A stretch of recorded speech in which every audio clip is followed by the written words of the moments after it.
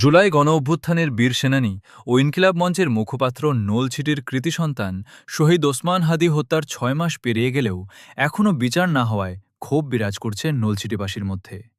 স্থানীয়রা জানান, ওসমান হাদি ছিলেন অন্যায় ও অধিপত্যবাদের বিরুদ্ধে সোচ্চার এক তরুণ সংগঠক।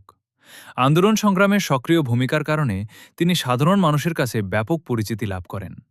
তার হত্যাকাণ্ডের পর পরিবার, সহকর্মী ও এলাকাবাসী দ্রুত বিচার দাবি করলেও এখন পর্যন্ত মামলার দৃশ্যমান অগ্রগতি না হওয়ায় জনমনে প্রশ্ন দেখা দিয়েছে।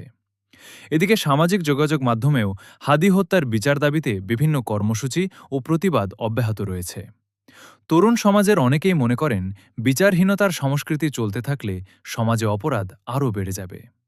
হাদির পরিবার ও স্থানীয়রা অবিলম্বে নিরপেক্ষ তদন্তের মাধ্যমে জড়িতদের গ্রেপ্তার এবং দৃষ্টান্তমূলক শাস্তির দাবি জানিয়েছেন।